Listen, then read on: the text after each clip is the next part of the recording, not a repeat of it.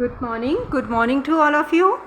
Welcome to all in my class. Friend, this is Archana Economica, जो provide कराता है economics, home science and general studies से related all the content, बिल्कुल free of cost. Right बेटा, last time हमने जो आपका theory अभी जस्ट रिसेंट तुरंत दिया है वो हमने किशोरावस्था के बारे में दिया है. राइट, आज हम कुछ और कॉन्सेप्ट क्लियर करेंगे. मतलब क्वेश्चंस तो हमारे प्रैक्टिस में चलेंगे, लेकिन कुछ उसके साथ साथ कॉन्सेप्ट भी हम प्रोवाइड करने की कोशिश कर रहे हैं. इससे फ़ायदा ये होगा, पढ़ते भी जाओगे और क्वेश्चंस भी लगाते जाओगे. ठीक, तो आपकी तैयारी को मजबूती मिलेगा. आज हम तंतु यानी हमारे फाइबर्स होते हैं और हमारे टेक्सटाइल्स, हमारे ये जो टेक्सचर होते, कपड़े होते हैं, राइट, उनके बारे में स्टडी करेंगे. राइट, वस्त्र और तंतु, करेक्ट. सो हमारा ये चैप्टर है, हमारा चैप्टर नंबर 10 है, जो तंतु और कपड़ा है. राइट, इसके बारे में स्टडी करते हैं अभी.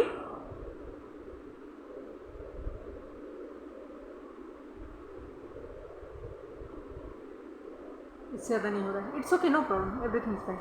सो आप जानते हैं कि कपड़े तंतु से बनते हैं, हम सभी जानते हैं. राइट, उस वस्त्र के कपड़े को देखिए, मतलब कपड़ा है, कोई भी वस्त्र बनता है बेटा, सीधी सी बात समझ लो, तो तंतु से बनता है. राइट, यह वस्त्र धागे से, ये जो कपड़ा आपने पहना हुआ है इसमें बता रहा है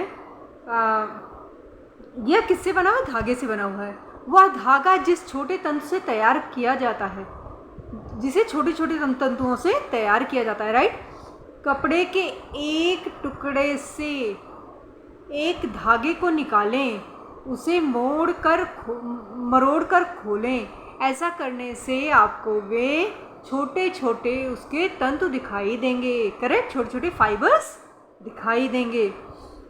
आप जानते हैं हमारे पास बड़ी संख्या में तंतु उपलब्ध हैं और इनके अनेक प्रकार के कपड़े तैयार किए जाते हैं. राइट, यही कारण है जब आप मार्केट में जाते हो तो किसी दुकानदार के पास आप जाते हो, वहाँ अलग अलग टाइप्स के आपको क्लॉथ्स मिलते हैं, कपड़े मिलते हैं. राइट, यही बोल रहा है. सो ये चीज़ें हैं चैप्टर के बारे में. अब इसका आपका पर्पज़ क्या है चैप्टर को पढ़ने का, ये सब चीज़ तो आप पढ़ते रहना. हम असली चीज़ पे आते हैं. चलो, वस्त्रों को पहनना तथा घर के कार्यों में कपड़ों का प्रयोग. हम वस्त्रों को क्यों पहनते हैं? जी हाँ, बताइए क्यों. हमारे कपड़े हमारी तो स्किन के रूप, दूसरी त्वचा के रूप में जाने जाते हैं. राइट, जीवन के हर एक स्तर पर प्रत्येक समारोह में हमारे वस्त्र महत्वपूर्ण भूमिका अदा करते हैं. यह हमारे शरीर को ढककर रखते हैं तथा प्रतिकूल जलवायु परिस्थितियों से हमें सुरक्षा देते हैं. वस्त्र हमारे व्यक्तित्व में निखार लाते हैं. ये विभिन्न प्रकार के पदार्थों से बनाए जाते हैं और इन्हें विभिन्न रूपों में सिला जाता है, जिन्हें परिधान या पोशाक कहते हैं. एक अच्छी तरह से सिली गई पोशाक अवसर के अनुसार उपयुक्त समय पर उसे पहनना व्यक्ति की आदतों, उसकी रुचि और सामाजिक स्थिति तथा व्यवहार एवं अन्य गुण को दर्शाती है. सामान्यतः पुरुष, महिलाएं तथा बच्चे विभिन्न प्रकार के वस्त्र पहनते हैं और उनके पास विभिन्न प्रयोजनों तथा अवसरों के लिए विभिन्न प्रकार की पोशाकें होती हैं. उदाहरण के लिए औपचारिक, अनौपचारिक अवसरों, खेलकूद तथा रात्रि के समय पहने जाने वाली पोशाकें. राइट, हमारे देश में वस्त्रों के रंगों का निर्धारण मौसम, जलवायु, व्यक्ति की आयु, अवसर, वैवाहिक स्थिति, लिंग, समुदाय, खुशी और दुख के आधार पर किया जाता है. कैसी सिचुएशन है, कैसा एज है, राइट, और हमारा मौसम कैसा है, इन सबको देखकर किया जाता है. करेक्ट, ये हो गया. और वस्त्रों से व्यक्ति के धर्म और व्यवसाय का भी पता लगेगा. अंततः सबसे महत्वपूर्ण वस्त्र उसे पहनने वाले की आदतों, स्वच्छता के प्रति उसके दृष्टिकोण. यदि कपड़े गंदे हैं तो उसमें सिलवटें पड़ी हैं तो मान लेते हैं वह व्यक्ति लापरवाह और गरीब है. कड़क साफ सुथरे कपड़े, अच्छी तरह से इस्त्री किए हुए कपड़े व्यक्ति के सुसज्जित व्यक्तित्व को दर्शाते हैं. करेक्ट, ये आपका कुछ वो हो गया, इसको आप फील करते रहिएगा. हम आगे चलते हैं. कपड़े के अन्य प्रयोग, अन्य प्रयोगों में क्या क्या आता है बेटा, जैसे हमारा पर्दा हो गया, राइट, चादर हो गया, और डेकोरेटिव गुड्स कोई आइटम्स हो गए हमारे, कुशन कवर हो गया, पिलो कवर हो गया, झाड़ने पोंछने का कवर हो गया, ये सारी चीज़ें हमारे कपड़ों से बने होते हैं, करेक्ट। और हमारे क्या आ गए, ये देखो, सामान्यतः अधिकतर प्रयोजनों के लिए सूती कपड़ा ही सर्वाधिक उपयुक्त होता है। इन सब चीज़ों के लिए मतलब कॉटन का कपड़ा सबसे बेस्ट माना जाता है, करेक्ट। जब आप विभिन्न प्रकार के कपड़ों के गुणों का ज्ञान प्राप्त कर लेंगे तो आपको पता चल जाएगा सूती कपड़ा ही हर चीज़ के प्रयोग में ज़्यादा क्यों लाया जाता है। कपड़े और उसके स्रोत हमने सबसे पहले बताया, तंतु कपड़े की मौलिक इकाई है। Point should be noted my Lord. तंतु कपड़े की मौलिक इकाई है। क्वेश्चन बन सकता है, डैश करके लिख देगा कपड़े की मौलिक इकाई, सिल्क डाल देगा, ऊन डालेगा, फलाना डाल देगा, ढिमकाना डाल देगा, उसमें तंतु भी डाल देगा, तो आपको याद होना चाहिए, करेक्ट। क्या आपको पता है तंतु दिखने में कैसा दिखता है? इसको समझने के लिए थोड़ी सी कपास लें और उसका सबसे छोटा अंश अलग निकाल लें, उसका ध्यानपूर्वक अध्ययन करें। यह छोटे या बड़े रेशे जैसी एक नरम संरचना है जो सफ़ेद बाल जैसी नज़र आती है, वास्तव में यही तंतु है। कपास के एक तंतु का पता लगा पाना कठिन होता है, किंतु कपास के गुच्छे के रूप में इसे आसानी से पहचाना जा सकता है, करेक्ट। आइए ऊन के बारे में जानिए। ऊन क्या होता है? आप जानते हैं भेड़, बकरी, खरगोश, ऊंट आदि के बालों से बनता है, राइट। इन सब के बाल होते हैं। इन बालों और तंतुओं से स्वेटर, जुराबे, दस्ताने, स्कार्फ, शॉल, कोट आदि बनाए जाते हैं। इसे आप शुद्ध ऊनी कपड़े कह सकते हैं, राइट। इसी प्रकार हमारे पास अनेक प्रकार के तंतु उपलब्ध होते हैं जिनका प्रयोग हम कपड़ा बनाने के लिए करते हैं। आगे चलिए, ये देखो बेटा, कुछ जो कपड़े से जो रेशे धागे निकाले गए हैं उनको बता रहा है। देखो किस टाइप के होते हैं। कॉटन के ये पहचान लो। ऊन कैसा होता है ये देख रहे हो, ये एंड रेशम ठीक है ना, ये लिनन है। फिर आपका कॉटन का है, पॉलिस्टर है, राइट।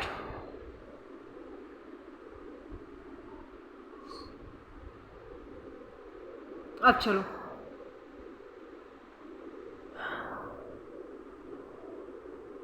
स्पर्श तथा लंबाई के आधार पर इन तंतुओं में समानता और अंतर होता है।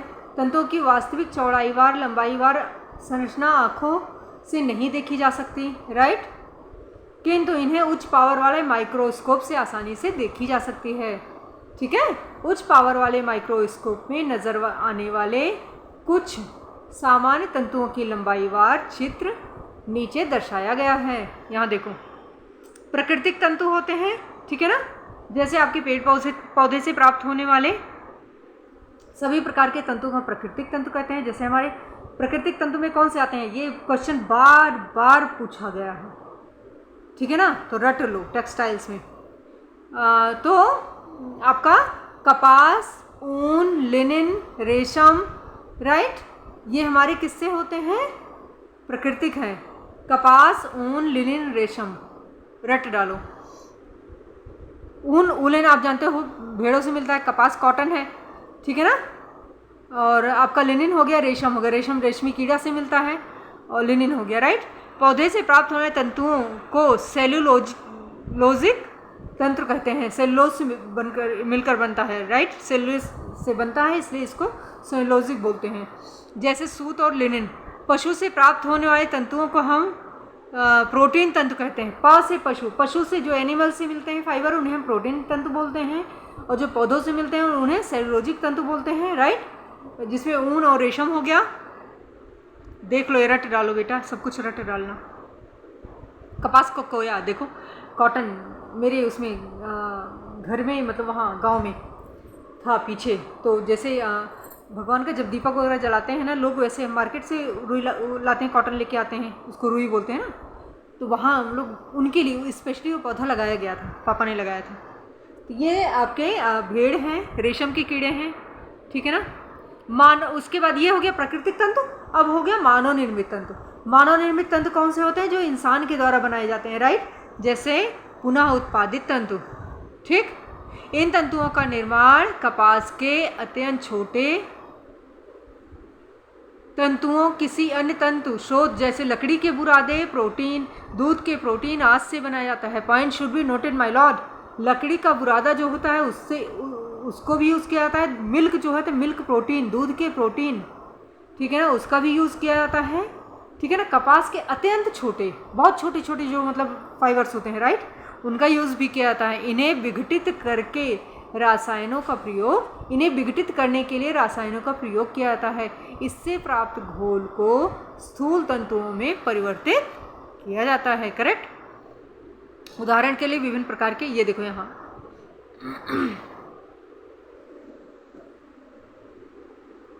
रेयान, रेयान बनाने के लिए क्या, रेयान क्या है? विस्कोट एसीटेट ट्रिएस्टेट से सेलुलोज बनता है, राइट। केसीन तंतु, ठीक, दूध से बनता है, और सोयाबीन तंतु, करेक्ट। कृत्रिम तंतु, इनका निर्माण विभिन्न प्रकार के पेट्रो रासायनिक उत्पादों से किया जाता है, जैसे नायलॉन हो गया आपका, ठीक है ना, उसका एक्रिलिक हो गया, पॉलिस्टर हो गया, ये हो गए। हमेशा प्राकृतिक तंतुओं से बने वस्त्रों का प्रयोग करने की सलाह दी जाती है, क्योंकि यह पर्यावरण सहिष्णु होते हैं। कई प्रकार के कृत्रिम तंतु वाले कपड़े एलर्जी उत्पन्न कर देते हैं जब इन्हें शरीर से चिपका कर पहना जाता है। सामान्य रूप से प्रयोग होने वाले प्राकृतिक तथा मानव निर्मित तंतुओं को तालिका में दर्शाया जाता है। अभी आपको देखो यहाँ प्राकृतिक तंतु हो गए आपके कौन कौन से? पौधे से मिलने वाली सेलुलोजिक हो गया, सेलुलोजिक। उसके बाद इसमें क्या आता है? कपास और linen, right, cotton and linen. कपास के कोये से बनता है, और लिनिन फ्लैक्स के डंठल की छाल से बनता है। Point should be noted. Linen जो होता है, फ्लैक्स होता है, फ्लैक्सशीट सुना है ना तुमने? आपने देखा होगा, वो क्या बोलते हैं, अलसी जिसे बोलते हैं ना, शायद अलसी ही बोलते हैं, फ्लैक्स। उसके जो तने होते हैं ना, उनसे बनता है लिनिन, राइट, लिनिन के रेशे। और पशु प्रोटीन क्या होता है बेटा? ऊन और रेशम हो गया, जो ऊन भेड़, बकरी, खरगोश, लामा आदि के बाल से बनता है, और रेशम हमारा रेशम के कीड़े से बनता है। मानव निर्मित और तंतु निर्मित कौन सा है भैया? ये मानव निर्मित तंतु और विनिर्मित। तो विनिर्मित यानी जो है पुनः उत्पादित, रेयान, विस्कोस, एसीटेट, सूती लिंटर या लकड़ी की लुगदी मानी बुरादे, और उसमें कुछ केमिकल डाल के बनाया जाता है, राइट।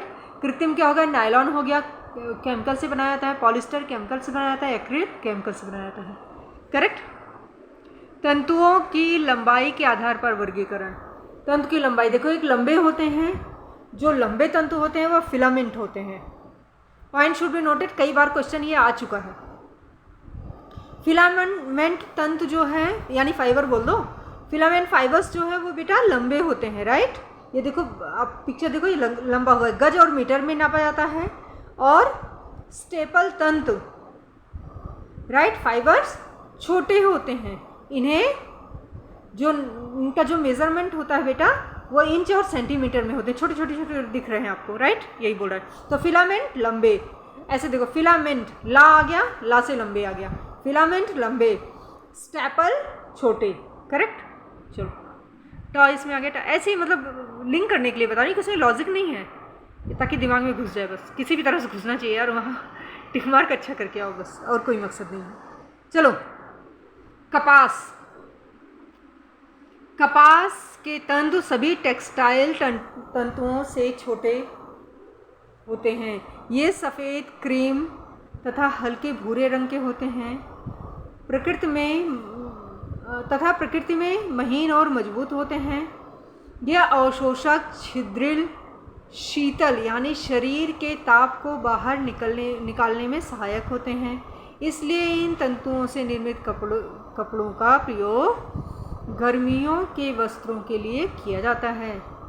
गर्मियों में देखो हम मतलब सिल्क वगैरह वैसी चीज़ें नहीं पहन सकते, सिंथेटिक क्लॉथ्स नहीं वेयर कर सकते, राइट, यही बोल रहा है। सूती कपड़ों में सिलवटें आसानी से पड़ जाती हैं। सूती कपड़ा मजबूत तथा लंबे समय तक चलता है और इसे धोना आसान होता है और इसका प्रयोग तौलिए, चादर, तकिए के गिलाफ आदि के लिए किया जाता है, जिसे बार बार धोने की आवश्यकता होती है। फ्लैक्स यह एक काष्ठ तंतु है। इसे तैयार करने वाले कपड़े को लिनन बोलते हैं। यह एक कच्चा रेशा है। इसकी लंबाई 20 से 30 इंच होती है।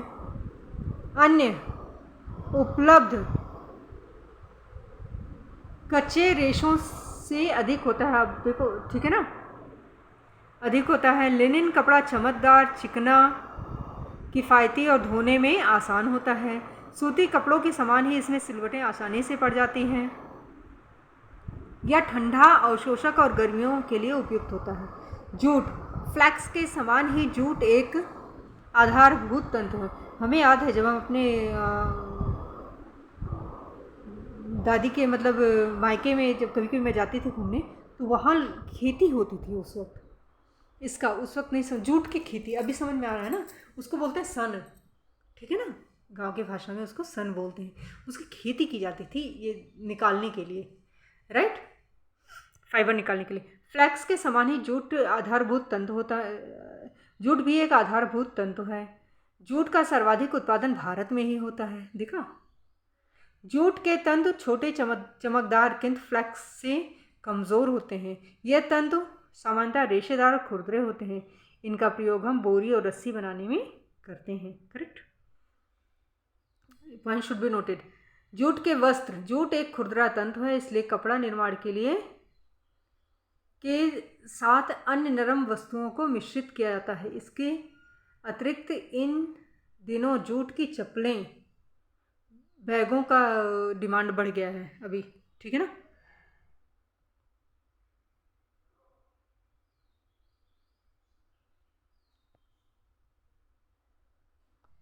ऊन, इसे पालतू पशुओं जैसे बकरी, भेड़, खरगोश आदि के बालों से किया जाता है। एक्चुअली डे में, अभी मॉर्निंग का टाइम हो चुका है ना, डे में डिस्टर्बेंस होता है। आई डोंट लाइक, मतलब थोड़ा सा मुश्किल होता है मुझे, क्योंकि सो मेनी पीपल आर कोई किसी को कुछ दुख है, किसी का दर्द है, आवाज़ आती है ना, तो मुझे अच्छा नहीं लगता, इसलिए नाइट में रिकॉर्डिंग करना प्रेफर करती हूँ।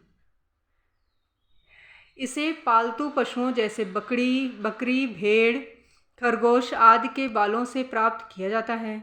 ऊनी तंतु का हल्के सफ़ेद से हल्के क्रीमी जैसा भिन्न हो सकता है। ऊन से तैयार कपड़े कोमल, नरम और शोषक होते हैं तथा उनमें आसानी से सिलवटें नहीं पड़ती। ये शरीर के ताप को बाहर निकलने नहीं देते और तापरोधी कार्य करते हैं। इसलिए ऊनी कपड़े से निर्मित वस्त्रों का प्रयोग सर्दियों के मौसम में किया जाता है। ऊन एक कमज़ोर तंतु है तथा धुलाई के साधारण साबुन, पाउडर तथा रगड़न से आसानी से प्रभावित हो जाता है। रेशम, यह रेशम के कीड़े द्वारा निर्मित एक प्राकृतिक प्रोटीन फिलामेंट है, राइट। रेशम से निर्मित कपड़े चिकने, महीन, नरम, चमकदार, गर्म और ऊन से मजबूत होते हैं। Point should be noted my Lord. मतलब रेशम ऊन के फाइबर्स उनसे मजबूत होते हैं। इसे तंतुओं की रानी बोला जाता है। क्वीन ऑफ फाइबर किसे बोला जाता है? रेशम को। करेक्ट। इसका प्रयोग औपचारिक वस्त्रों के लिए किया जाता है।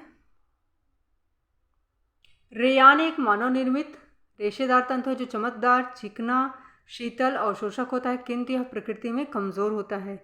यह रेशम से बहुत कुछ मिलता जुलता है, राइट। इसलिए रेयान को कृत्रिम रेशम, आर्टिफिशियल रेशम भी कहते हैं, राइट। इसका प्रयोग गर्मियों के वस्त्र बनाने के लिए किया जाता है। ये तंतु प्रकृति में thermoplastic, point should be noted, यह तंतु प्रकृति में थर्मोप्लास्टिक होते हैं, अर्थात ताप संवेदी, चिकने होते हैं, ताप लगने पर आसानी से पिघल जाते हैं। करेक्ट।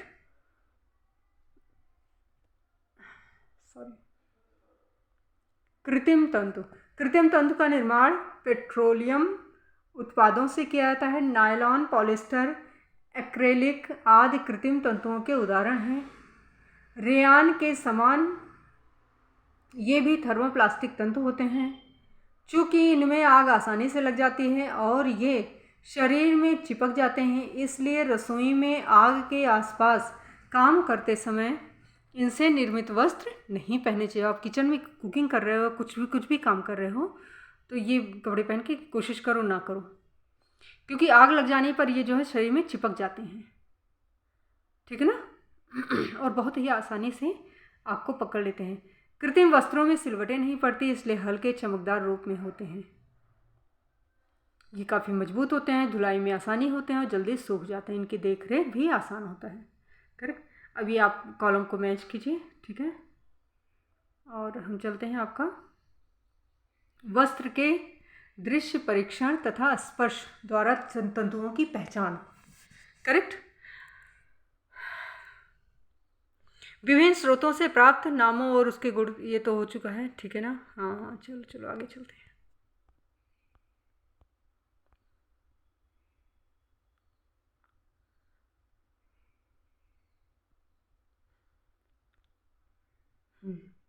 यहाँ देखो, ये जो अलग अलग प्रकार के कपड़े हैं ना, उनके जो है पहचान। तो आपका आ गया वेट बेटा, थोड़ा सा इशू आ जाता है। चलो, कपास देखने में प्रभाहीन किंतु माड़ लगाने पर चमकदार होता है। स्पर्श करने पर कोमल चिकना एहसास होता है। और एहसास इसका कैसा होता है बेटा? शीतल एहसास होता है। माड़ किया जाए तो सिलवटें आसानी से पड़ती हैं। अगर कलफ लगा दिया आपने तो सिलवटें आसानी से पड़ जाती हैं। लिनन हल्के से मध्यम स्तर की चमक होती है, राइट, चमक होती है। कोमल और चिकनी बनावट होती है। गर्म एहसास देता है, सिलवटें आसानी से पड़ जाती हैं। इसमें भी जूट फीका होता है, खुरदरी रेशेदार बनावट होती है। गर्म तथा खुरदरा एहसास देता है, आसानी से इसमें सिलवटें नहीं पड़ती। करेक्ट। ऊन मध्यम से निम्न स्तर की चमक होती है। खराब गुणवत्ता वाली ऊन में चमक नहीं होती। नरम, कोमल तथा अवशोषक दिखने में भारी होते हैं। गर्म एहसास देते हैं, आसानी से सिलवटें नहीं पड़ती। रेशम दिखने में नाजुक होते हैं, चमकदार होते हैं, कोमल, नरम तथा हल्के होते हैं। स्पर्श में गर्म होते हैं, आसानी से सिलवटें नहीं पड़ती। रेयान यह भी चमकदार हो सकता है और बिना चमक के भी हो सकता है। कोमल तथा चमकीला किंतु रेशम से भारी होता है। शीतल एहसास देता है और सिलवटें आसानी से पड़ जाती हैं। कृत्रिम तंतु या आभाहीन या अर्ध आभाहीन या चमकदार हो सकता है। एक्रेलिक तंतु ऊन की तरह दिखते हैं। ताप संवेदी, कोमल, ताप लगने पर पिघल जाते हैं। अधिकतर कपड़े गर्मी का एहसास देते हैं। रगड़न को सह लेते हैं। सिलवटें आसानी से नहीं पड़ती, इसलिए रख रखाव में आसानी होती है। करेक्ट। हमारे फाइबर्स हो गए, उनके कुछ क्वालिटीज़ हो गए। अब देखो टेस्ट कैसे किया जाता है, इनको तंतुओं का पहचान कैसे किया जाता है, तो बर्निंग टेस्ट होता है, राइट, जलाकर। इसमें क्या होता है बेटा, देखो सूत, ये बेटे बीच बीच से क्वेश्चन उठा के पूछा जाता है, इसलिए एक एक पॉइंट ध्यान रखना।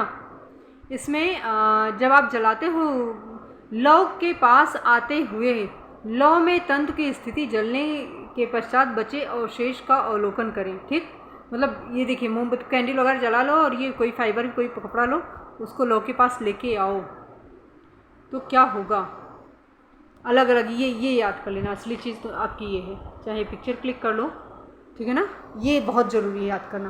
तो सेलुलोसिक तंतु जो होते हैं, कपास, लिनिन, जूट, रेयान, ये आसानी से आग को पकड़ लेते हैं। Point should be noted. चमकदार होते हैं, लौ के साथ निरंतर जलते रहते हैं, बहुत जल्दी तुरंत ही जल जाते हैं, राइट।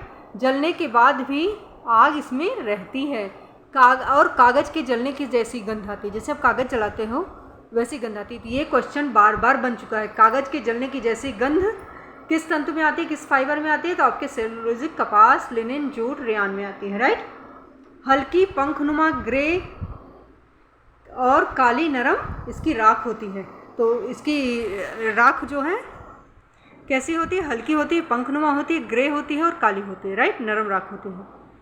फिर दूसरा आ गया प्रोटीन तंतु, राइट। प्रोटीन तंतु में क्या होता है? ऊन और रेशम होता है। ऊन और रेशम क्यों इन्हीं को बोलते हैं? क्योंकि ये प्रोटीन तंतु है, ये जो है एनिमल से मिलते हैं, राइट। चलो, सुलगना और जलना, ये सुलगते हैं और जलते हैं। धीमी झिलमिल लौ और कड़कड़ और घुमावदार होती है, राइट। इनकी जो धीमी झिलमिल लौ होती है, कड़कड़ और घुमावदार होती है। बाल या पंख जैसी गंध, इनके जलने पर बाल या पंख जैसी गंध, बाल के जलने जैसी गंध, पंख के जलने जैसी गंध आती है, ठीक। तो क्वेश्चन बनेगा कि बाल या पंख के जैसे जलने की गंध आती है, किसकी आती है? प्रोटीन फाइबर की। अगर प्रोटीन दिया है, अगर ऊन या रेशम का ऑप्शन दिया है तो वो भी टिक कर लोगे, राइट। रेशम जैसी भुरभुरी काली राख, रेशम की भुरभुरी काली राख होती है। ऊन की काली असमान तोड़ी जा सकने वाली छोटी गोलियां होती हैं, राइट। फिर कृत्रिम आर्टिफिशियल फाइबर्स में इसमें क्या? रेयान, पॉलिस्टर, एक्रिलिक आदि। लौ के पास आते ही संकुचित होने लगे, सिकुड़ने लगते हैं ये बेटा, ठीक है ना, और नरम होने लगते हैं और पिघलने लगते हैं और जल जाते हैं। और रासायनिक, इनका गंध भाई केमिकल से बनते हैं तो रासायनिक गंध आती है, राइट। कठोर काली तोड़ी ना जा सकने वाली गोलियां बन जाती है, क्योंकि केमिकल की बनी होती हैं इसलिए।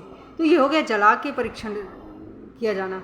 अब इसकी लिमिटेशंस क्या हैं? यदि कपड़ा 2 या अधिक तंतुओं से बनता है तो उसके जो है, मतलब 2 फाइबर अगर मिक्स फाइबर हैं तो उसमें जो है ज़्यादा मतलब रिजल्ट एक्सपेक्टेशन के अकॉर्डिंग नहीं आ पाता, ये बोल रहा है। चलो बच्चे, विघटन परीक्षण, ब्रेकिंग यानी तोड़ के, राइट। तो इसका कैसे करेंगे? सीधा हम आंसर पे इसी पे आते हैं। कपास आसानी से टूट जाता है, कॉटन का जो होता है ना, इसके सिरे ब्रशनुमा होते हैं तथा ये तंतु हल्के घुमावदार होते हैं। फ्लैक्स कपास से मजबूत होते हैं, तोड़ने के लिए अधिक शक्ति लगानी पड़ती है। जूट आसानी से टूट जाता है। ऊन सूत्र खींचता है, ब्रशनुमा सिरों के साथ टूट जाता है। रेशम के धागे झटके से टूटते हैं। रेयान के आसानी से टूट जाते हैं और ब्रशनुमा सिरे नहीं होते इसके। और इसके देखो ब्रशनुमा सिरे होते हैं। ऊन कभी भी आप तोड़ो ना तो एकदम ब्रश, छोटे छोटे ब्रश जैसे लगेगा, वही बता रहा है। और कृत्रिम सूत्र खींचता है और आसानी से नहीं टूटता, आर्टिफिशियल जो होता है। ये तो आपका हो गया। चलिए, पॉलिस्टर ये कहानी है, कहानी आप पढ़ते रहना, ठीक है ना। असली चीज़ पे आए हैं। प्रश्न है, दुपट्टे में आग क्यों लगी, ये सारी चीज़ें, ठीक है ना। आगे चलो बेटा, क्वेश्चन आंसर कर लेना, ठीक है ना। अच्छा, ये ऐसे जस्ट वेट, हम किस चीज़ पे आ रहे हैं ना। यहाँ देखो, सूत निर्माण तथा कपड़ा निर्माण, राइट। सूत गुथे हुए तंतुओं की एक निरंतर लंबी कड़ी है। तंतुओं के रेशों को गूंथ कर एक दूसरे के साथ जोड़ा जाता है। इस प्रकार मरोड़ने से तंतुओं के रेशों को मजबूती प्रदान होती है, जिसे सूत कहते हैं। यह सिलाई, क्रोशिया, बुनाई, एम्ब्रॉयडरी रस्सी बनाने के लिए प्रयोग किया जाता है, ठीक। एंड रस्सी बनाने के लिए प्रयोग होने वाले कपड़े धागे के उत्पादन हेतु किया जाता है। यह धागा अत्यधिक गुथा हुआ चिकना होता है। इसका प्रयोग सिलाई, कढ़ाई आदि के लिए किया जाता है, करेक्ट। सूत निर्माण की प्रक्रिया, सूत को काटना, स्पिनिंग ऑफ यार्न्स। क्या आप जानते हैं सूत किस प्रकार बनाया जाता है? जी हाँ, सूत को काटा जाता है। आगे चलिए, गांधी जी का चरखा आपने सुना ही होगा। ये देखो बेटा, ठीक, ये हमारा चरखा है। चरखा हाथों से कताई का एक यंत्र है। चरखे में काते गए सूत विभिन्न मोटाई वाले होते हैं। मोटी कताई वाले सूत का प्रयोग फर्श पर बिछाने वाले कपड़ों के लिए, दरी, कालीन आदि के लिए किया जाता है। मध्यम मोटाई वाले सूत घर की सजावट के कपड़े बनाने जैसे पर्दे आदि के लिए प्रयोग किया था, जबकि महीन गुणवत्ता वाले सूत का प्रयोग परिधानों और पोशाकों के लिए किया जाता है। भारत के अनेक राज्यों में सूती, ऊनी, कंबल, रेशम आदि को चरखों में ही काता जाता है।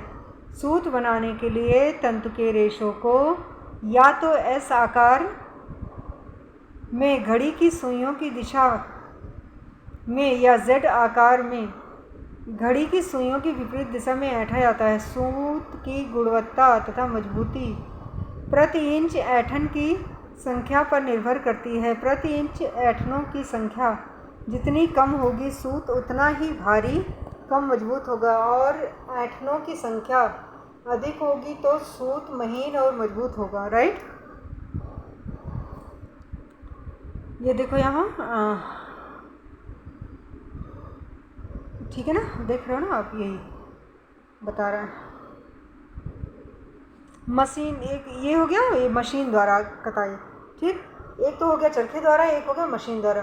तंतु फिलामेंट दोनों को सूत में गूंथा जाता है। तत्पश्चात उनके प्रयोजन के लिए कपड़े वस्त्र बनते हैं। फिलामेंट में उपलब्ध तंतुओं को छोटे आकारों में काटा जाता है। तत्पश्चात उनसे सूत का निर्माण किया जाता है। उन्हें स्पंज सूत कहते हैं। सूत बनाने के स्टेप्स कौन कौन से हैं, ये दिस इज़ मोस्ट इम्पॉर्टेंट। सबसे पहले क्या होता है, हमारा सफाई होता है, फिर कार्डिंग होता है, फिर कॉम्बिंग होता है, फिर कटाई होता है, फिर वीडिंग होता है। ये रट डालना, ये 5 फिंगर पे होना चाहिए। सफाई, धुलना, सफाई, पहले सफाई करना, फिर धुलना, कॉर्डिंग, फिर विस्तीकरण, कॉम्बिंग, फिर कताई, फिर कुंडलन एंड वाइंडिंग। राइट, पढ़ लो। जब प्राकृतिक तंतुओं की खेती की जाती है, उन्हें एकत्र किया जाता है। इसमें सूखी पत्तियां, टहनियाँ, बीज, धूल, अवांछित पदार्थ मिल जाते हैं, जिन्हें सफाई के दौरान अलग निकाल दिया जाता है। कार्डिंग क्या होता है बेटा, धुलना। इसमें एक बार तंतु एक दूसरे से के साथ चिपक जाते हैं। धुलने वाली मशीन एक दूसरे से अलग करके समानांतर व्यवस्थित करती है। धुने हुए तंतुओं के जाल को एक नरम रस्सी में परिवर्तित कर दिया जाता है, जिसे स्लाइवर कहते हैं। स्लाइवर किसे कहते हैं, क्वेश्चन आ सकता है। फिर विस्तीकरण यानी कॉम्बिंग। कॉम्बिंग क्या होता है बेटा, मशीन किस्म के सूत तैयार करने के लिए एक वैकल्पिक तरीका होता है। धुने हुए स्लाइवरों को अनेक कंघियों द्वारा की मदद से लंबे और छोटे तंतुओं में अलग किया जाता है। राइट, कृत्रिम तंतुओं के कट फिलामेंटों से कच्चे सूत का निर्माण करने के लिए इन्हें सफाई, धुनाई, विस्तीकरण की प्रक्रिया से अलग कर दिया जाता है। इन कृत्रिम तंतुओं के निर्माण के लिए केवल कटाई और कुंडलन की प्रक्रिया को अपनाया जाता है। करेक्ट, आगे चलो। कताई, धुने हुए, विस्टिंग यानी क्या होता है आपका, कॉम्बिंग। राइट, स्लाइवरों को आगे खींचा तथा कताई की जाती है ताकि सूत तैयार किया जा सके। सूत एक लरी है और जो अनेक लरियों में गुथी रहती है। कुंडलन यानी वाइंडिंग, सूत को उसके भार, लंबाई तथा उनके अंतिम प्रयोग के आधार पर विभिन्न प्रकार के पैकेजों में तैयार किया जाता है। कपड़ा निर्माण के लिए सूत के कुछ सामान्य पैकेज हैं। गोला, हाथ से बुनाई के लिए प्रयोग होने वाला सूत, सिलाई के लिए रील या रिबन, एम्ब्रॉयडरी, लच्छे, कोन आदि। राइट, ये देखो, इसको बाइंडिंग वाली वही बांध कैसे, बहुत सारा बड़ा सा धागा हो गया, उसको कहीं ढंग से रखना है ना, वही बोल रहा है। गोले के रूप में बना सकते हो आप, सिलाई के धागे के रूप में इस तरह रख सकते हो, रील के रूप में, एम्ब्रॉयडरी धागे रील के रूप में रख सकते हो, सूत के लच्छे बना सकते हो और कोन के रूप में रख सकते हो। करेक्ट, ये हो गया बच्चा, सॉरी। इसके बाद कताई के पश्चात वही बता रहा है, सूत को भार, लंबाई और उसके अंतिम प्रयोग के आधार पर एक विशिष्ट प्रकार की लंबाई के सूत पैकेज के रूप में तैयार किया जाता है, जिसे गोला, रील, लच्छा, कोन आदि कहते हैं। करेक्ट, आगे चलो। ये हो गया अपने घर में कुछ रील वगैरह देखो पड़े होंगे, सिलाई जब आपका मशीन तो होगी, सबके यहाँ होती मशीन। राइट, तो अलग अलग प्रकार के होते हैं। राइट, उनको देख के आप चेक कर सकते हो। अब देखो सूत कौन से होते हैं, एक साधारण होते हैं, एक नॉवल्टी होते हैं। साधारण माने एकल तंतु, और प्लाई यानी बहुतंत्र। साधारण जो होते हैं एकल तंत्र और बहुतंत्र में डिवाइड होते हैं। नॉवेल्टी कौन से होते हैं? गांठ युक्त, लूप और स्लग और फेदर, ठीक है ना, फाइबर। साधारण सूत कौन से होते हैं? जिसकी समान मोटाई, सुगम सतह, इसकी लंबाई में प्रति इंच समान संख्या में ऐंठन होती है। वस्त्र रुको,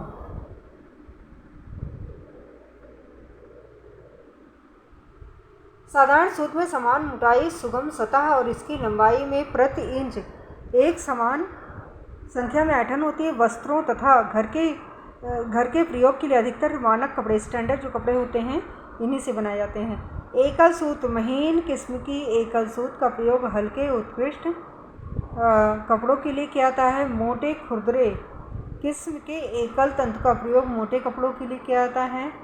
फिर प्लाई सूत, दो या दो से अधिक साधारण सूतों को एक साथ गूंथकर प्लाई सूत बनाया जाता है। इन सूतों को बहुप्लाई तंतु भी कहते हैं। इनके निर्माण के लिए प्रयोग किए गए तंतुओं की संख्या के आधार पर इन्हें 2 प्लाई, 3 प्लाई आदि कहते हैं, राइट।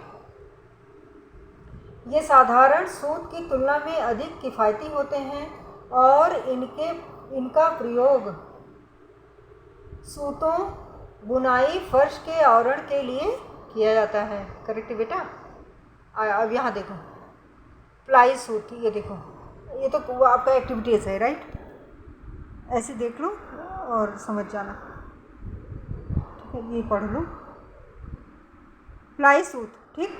2 पृथक एकल सूतों के दोनों छोरों को ये करके, ये देखो, 2 प्लाई या दोहरा सूत तैयार किया जा सकता है। एक लंबे एकल सूत को ऐंठन देकर 3 प्लाई सूत तैयार किया जाता है, करेक्ट। इसका निर्माण किया जाता है। 2 बार मोड़ लें ताकि 3 बार, मतलब एक्टिविटीज़ है, राइट। ये भी एक्टिविटीज़ है। 4 प्लाई सूत, फिर कॉर्ड सूत पढ़ लेना, पढ़ ही दूँ मैं काहे को, है ना। एक बोलोगे मैडम जी पढ़े नहीं। चलिए, एक लंबे एकल सूत को ऐंठन देकर 3 प्लाई सूत का निर्माण किया जाता है। इसे 2 बार मोड़ लें ताकि 3 समानांतर तंतु प्राप्त हो सके। इन्हें एक साथ ऐंठन दें और दोनों छोरों पर मोटी गांठ बांध दें, राइट। 4 प्लाई सूत को केबल सूत भी कहते हैं। इनमें 2 प्लाई सूत 2 तंतुओं को एक साथ गूंथकर बनाया जाता है। कॉर्ड सूत, यह एक बहुतंत्र फाइबर है। एक साथ जो है 3, 4, 5 प्लाई सूत लें, एक साथ ऐंठन देकर उनके दोनों सिरों पर गांठ बांध दें, ठीक है ना। कॉर्ड सूत, रस्सी वगैरह जब बनता है उसके लिए बनता है ये, ठीक है ना।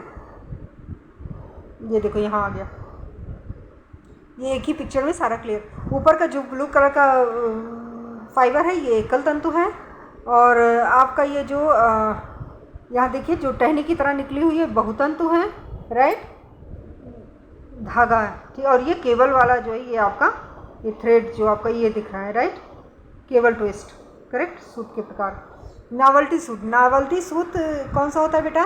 पर्दा, सोफे के कपड़े, स्वेटर आदि का ध्यानपूर्वक अवलोकन करें। इनमें से सूत निकालें, प्रत्येक सूत की संरचना का अध्ययन करें। आप पाएंगे इनकी संरचना जटिल प्रकृति की है और दिखने तथा टेक्सचर में असामान्य है, जिसका उत्पादन कताई द्वारा किया जाता है। इनके आधार पर इन्हें विभिन्न नाम दिए जाते हैं, जैसे लूप सूत, नॉट सूट, स्लब सूत, फेदर सूत, राइट। नॉवेल्टी सूत क्या होता है? नॉवेल्टी सूत लूप सूत में सूत की पूरी लंबाई तक छल्ले होते हैं, जैसे ऊनी कपड़े, राइट। और हमारा नॉट सूट में सूत की पूरी लंबाई में तने हुए घेरे बने होते हैं, जैसे ऊनी कपड़े और स्कार्फ, करेक्ट। स्लब सूत में इसकी पूरी लंबाई में अनेक अंतरालों पर सुगम गैर ऐंठित मोटे और पतले तथा ऐंठित क्षेत्र होते हैं, जो आभूषण का प्रभाव उत्पन्न करते हैं, राइट, जैसे पर्दे वगैरह का होता है। पिच सूत, शनील सूत भी कहते हैं। इसकी सतह कोमल और रुआमयी होती है। उदाहरण के लिए गलीचे और कालीन। करेक्ट, रोए निकले रहते हैं। आगे चलो।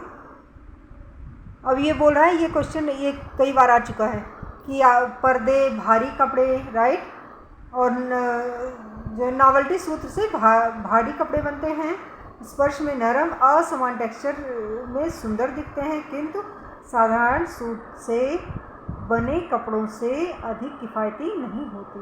करेक्ट। ये आपके कुछ क्वेश्चंस हैं, देख लो, ठीक है ना। ये फिल इन द ब्लैंक्स वाला थोड़ा कर लेना। ये आपका कपड़ा है। कपड़ा क्या होता है? कपड़ा एक नमनशील सुदृढ़ परत है जो तंतु या सूत से बनी होती है। आपने पॉपलिन, खद्दर, मलमल, डैनिम, रूबिया, टेरिकॉट आदि नाम सुने होंगे। जब आप जो है होम साइंस के टीचर बनने जा रहे हो तो ये चीज़ें आपने पढ़ी होंगी, राइट, ग्रेजुएशन वगैरह में। करेक्ट, आदि नाम सुने होंगे। ये सभी कपड़े जिनका निर्माण सूत को बुनकर किया जाता है। मनुष्य की प्रकृति का अवलोकन करके पक्षियों के घोंसले और पेड़ों की उलझी हुई शाखाओं से प्रोत्साहित होकर कपड़ों की बुनाई का कार्य सीखा है। करेक्ट। आपको मालूम है दर्जन बर्ड कौन सी होती है? एक होती है टेलर बर्ड। फाइंड आउट करना टेलर बर्ड कौन सी होती है। वो पत्तियों को सिलकर अपना घोंसला बनाती है। फाइंड आउट करना। कपड़ों का निर्माण कई तकनीकों द्वारा किया जाता है, जैसे वस्त्र बुनना, वेविंग, बुनाई, निटिंग, फेल्टिंग, जाल आदि। बहरहाल हम कपड़ों की बुनाई के दो सर्वाधिक लोकप्रिय पद्धति यानी वीविंग और सिलाई, राइट, बुनाई तथा सिलाई, निटिंग पर विस्तार से चर्चा करेंगे। करेक्ट सरकार। ये देखो निटिंग आ गया आपका। बुनाई, वीविंग, इसे दो प्रकार के सूत होते हैं, समूह ताना और बाना। Point should be noted my Lord. एक को ताना बोलते हैं, एक को बाना बोलते हैं। यू शुड नो ताना कौन सा है, बाना कौन सा है। ठीक। इसमें क्या होता है, ताना और बाना को परस्पर 90 डिग्री के कोण के अंतर्गत रखा जाता है। देखो ताना ये स्टैंडिंग लाइन जो हो गया, और ये साइड के जो अब राउंड राउंड से लाइट कलर में दिख रहे हैं आपके बाना हो गए, राइट। तो 90 कोण के अंतर्गत जाता है। कपड़े में खड़े सूत को ताना कहा जाता है और बड़े सूत को बाना कहा जाता है।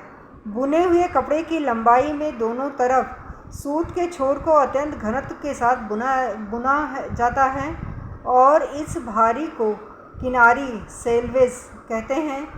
इससे कपड़े का सूत लंबाईवार छोरों से बाहर नहीं निकल पाता। दो किनारियों के बीच के भाग को कपड़े का मूल शरीर माना जाता है। करेक्ट। बुनाई के गुण। बुनाई से ठोस कपड़े का निर्माण होता है। बुने हुए कपड़े में खिंचाव नहीं होता, इसलिए रख रखाव आसान होता है। बुने हुए कपड़ों में प्रिंट, एम्ब्रॉयडरी आसानी से की जाती है। बुनाई कपड़े के निर्माण की सबसे सामान्य पद्धति है। स्वेटर वगैरह जैसे हम बुनते हैं, राइट। मूलभूत बुनाई। बुनाई को व्यापक आधार भूत नावल्टी बुनाइयों में वर्गीकृत किया जाता है। अधिकतर कपड़ों के उत्पादन में मूलभूत बुनाई प्रक्रिया से किया जाता है, जो आगे 3 प्रकार के होते हैं, साधारण, ट्विल्ट और सॉटिन बुनाई। याद रख लेना, क्वेश्चन बहुत बने हैं इसमें। पिक्चर देख लो, देखने में समझ में आ रहा है ना। ये आपका सिंपल बुनाई है, साधारण बुनाई, ये आपका ट्विल्ट बुनाई है और ये आपका सॉटिन बुनाई है। करेक्ट। चलो, साधारण बुनाई। साधारण बुनाई को होम स्पन कहते हैं। Question should be noted, right. Tabby या टैफ्टा। तो टैबी, टैफ्टा, होम स्पन कौन सा होता है? साधारण बुनाई। होमी स्पन, टैबी, टैफ्टा, साधारण बुनाई। होमी स्पन, टैबी, टैफ्टा, साधारण बुनाई। रट डालो। ऐसी बुनाई सबसे आसान होती है जिसमें एक ताना सूत वैकल्पिक रूप से एक बाने सूत के ऊपर तथा दूसरे बाने के नीचे निकाल कर बुना जाता है। कपड़े का सर्वाधिक उत्पादन साधारण बुनाई प्रक्रिया द्वारा होता है। यह बुनाई की एक किफ़ायती प्रक्रिया है। प्रिंटिंग एम्ब्रॉयडरी के लिए सर्वोपयुक्त होता है। साधारण बुनाई में विविधता देखने के लिए आप मलमल, कैमरिक, हाथ की बुनाई, हाथ से बुने खद्दर, ऑर्गेंडी, पॉपलिन, ठीक, वायल आदि को देख सकते हैं। ट्विल बुनाई कौन सी होती है बेटा? इसे 3-4 वयन वाले करधे में बुना जाता है। ट्विल बुनाई वाले कपड़े को एक निरंतर तिरछी रेखा में बुने गए कपड़े के रूप में पहचाना जाता है। इसे तिरछी रेखा के वेल को वेल भी कहते हैं। वह ट्विल माने वेल, तिरछी रेखा के रूप में बनते हैं। तिरछी रेखा में विविधता लाकर ट्विल के विभिन्न डिज़ाइन तैयार किए जाते हैं। ट्विल बुनाई को कसकर बुना जाता है, इसलिए यह कपड़ा कार्य करने के वस्त्रों, पुरुषों के वस्त्रों के लिए उपयुक्त होता है। ट्विल बुनाई के कपड़ों से क्या बनता है? गबर्डीन, ट्विन, डेनिम माने जीन्स जो आपका होता है ना, राइट, डेनिम वगैरह बनता है, राइट।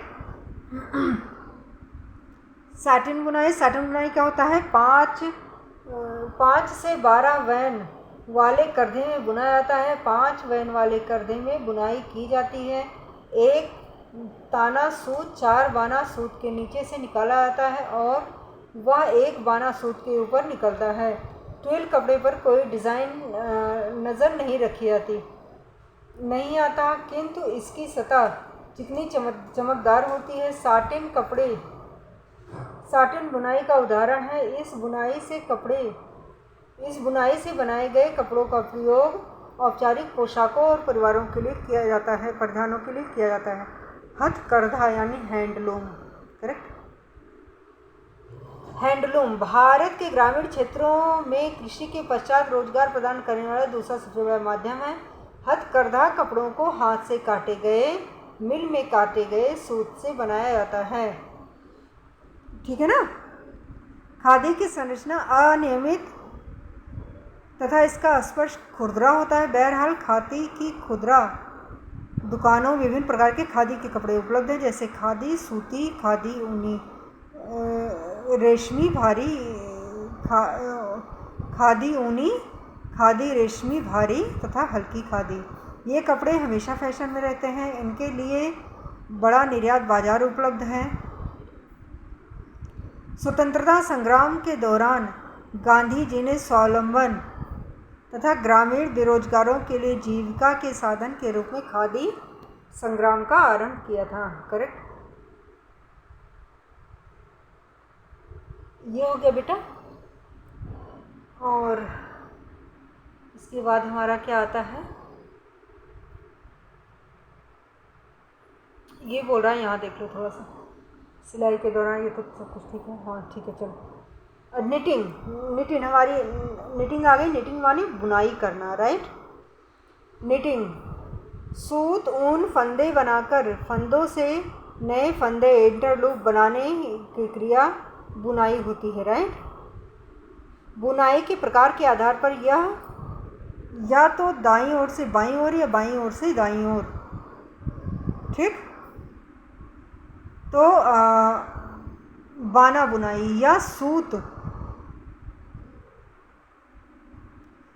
ऊन फंदे लंबाई वार चलते हैं, यानी ताना बुनाई। ध्यान से सुनना, left to right, right to left अगर आप बुनाई कर रहे हो तो ये बाना बुनाई हो गया।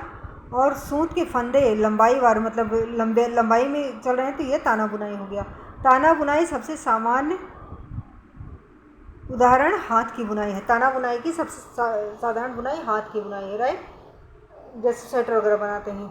इसका प्रयोग मशीनों में स्वेटर, टी शर्ट, मोजे आदि बनाने के लिए किया जाता है, ठीक। ताना बुनाई केवल मशीनों में ही संभव है। बुनाई वाले कपड़ों का प्रयोग अनौपचारिक वस्त्र जैसे पार्टी वेयर, ठीक, पार्टी वेयर वगैरह आपकी जो है ताना बुनाई हो गए। पार्टी वेयर और जो है आपके खेल कूद के वस्त्र, अधो वस्त्र यानी आपके अंडरगारमेंट्स वगैरह, राइट। और घर के प्रयोग की वस्तु, चादर, बेड कवर, कंबल आदि का प्रयोग किया जाता है, ठीक है ना। ये देख लो, ठीक, बुना हुआ सूट। आगे बुने हुए यानी नीटेड कपड़े अपनी फिटिंग, आरामदेही, लचीलेपन, गर्माहट और शोषण क्षमता और सिलवट के सिलवट रोधन के लिए जाने जाते हैं। ये करेक्ट, ये क्वेश्चन है बेटा, आप क्वेश्चन आप देख लो, ठीक है ना। फिर आपका आ गया विभिन्न कपड़ों के अंतिम प्रयोग। जब कपड़ा खरीदने के दुकान पे जाते हो, ठीक है, वेट, तो क्या होता है, दुकानदार उस कपड़े का आपको बताते हैं कैसा है क्या है, ठीक है ना। फिर आप जो है चूँकि दुकान पे जब जाओगे तो आपने विभिन्न प्रकार के तंतुओं, सूती कपड़ों, बुने हुए कपड़ों की विशेषताओं का अध्ययन किया है, इसलिए आप इस प्रकार के कपड़े पहचान लेंगे, इजली आप जो है अंडरस्टैंड कर सकते हो। सूती कपड़े मलमल, खादी, पापलेन, रूबिया, ऑर्गेंडी, डेनिम के रूपों में उपलब्ध है। इसी प्रकार ऊनी कपड़े फेल्ट, बुने हुए निट और बुने हुए वस्त्रों में उपलब्ध है। रेशमी कपड़े कच्चे रेशम, क्रैप तथा सैटिन सिल्क के रूप में उपलब्ध हैं। करेक्ट। मलमल के कपड़े कैसे होते हैं बताओ बेटा। अभी आपने पढ़ लिया है सारा, ये आंसर अपने आप ऐसे पढ़ते जाओ और देते जाओ, ठीक है ना। अगर नहीं समझ में आता तो ऊपर स्क्रॉल करो, फिर से रीड कर लो, कोई दिक्कत नहीं है, ठीक है। वीडियो को पॉज करके आप देख सकते हो, फिल कर सकते हो। अब देखो तंतुओं का वर्गीकरण आ गया बेटा। उत्पत्ति के आधार पर आपके प्राकृतिक होते हैं, मानव निर्मित होते हैं, जो हम पढ़ चुके हैं। प्राकृतिक में कपास होता है, ऊन होता है, रेशम होता है। मानव निर्मित में नायलॉन होता है, sorry it was by mistake, polyester होता है, राइट। तंतुओं की लंबाई के आधार पर आपके स्टेपल होते हैं। स्टेपल कौन से होते हैं, कपास और ऊन होते हैं, जो छोटे छोटे होते हैं। फिलामेंट होते हैं, दूसरे फिलामेंट लंबे होते हैं, जैसे रेशम हो गया और मानव निर्मित तंतु हो गया, राइट। फिर तंतुओं को पहचाने, देखकर, निरीक्षण करके, टच करके पहचान सकते हैं और उनको जला के पहचान सकते हैं। सूत कताई की प्रक्रिया कौन कौन सी होती है, सफाई होती है, कॉर्डिंग होती है, कॉम्बिंग होती है, कताई होती है, वाइंडिंग होती है। सफाई, कॉर्डिंग, कॉम्बिंग, का इकट्ठे है, देख लो ऐसे ऐसे, देखो बहुत इजी है लर्न करना। पहले सफाई करेंगे, साफ सफाई करेंगे तभी कुछ होगा, फिर कॉर्डिंग, कॉम्बिंग, कताई, वाइंडिंग, करेक्ट, रट डाउन। सूतों का वर्गीकरण साधारण, नॉवेल्टी होता है। साधारण में कौन सा होता है, एकल होता है, राइट। प्लाई होता है, कॉर्ड होता है, फंदे होते हैं, गांठ होते हैं, स्लब होते हैं, फीदर होते हैं, राइट। आगे चलो, तंतु और कपड़े, कपड़े, ठीक है ना। विविंग, विविंग कपड़े होते हैं, कपड़े विविंग होते हैं, निटिंग होते हैं।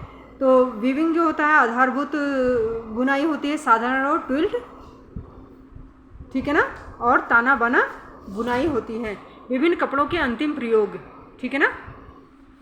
ये हमारा chapter I think these are, ठीक है, मुझे लग रहा है हो गया सारा, ठीक है। क्वेश्चंस हैं, क्वेश्चंस आप देखते रहिएगा बच्चा, सॉल्व करते रहना, ठीक है ना। और अपने व्यूज़, अपने विचार आप देते रहेगा बेटा। तो ये आपका एक मोटा मोटा मतलब टेक्सटाइल्स का थोड़ा सा हमने ब्रीफ स्टडी करने की कोशिश की। और तब तक के लिए बच्चे हंसते रहो, मुस्कुराते रहो। फिर मिलते हैं अपने, लो नवोदय विद्यालय का निकल गया, ठीक है ना, मतलब वैकेंसी निकल रही है। आप हार मत मानो, बस हारना नहीं है। एक जगह नहीं होता, कोई बात नहीं, नेक्स्ट होगा, नेक्स्ट होगा, नेक्स्ट होगा, होगा तो ही। एक बार ऊपर वाली को बोलना पड़े, जा इस पे तेरा ही हक है, ले ले।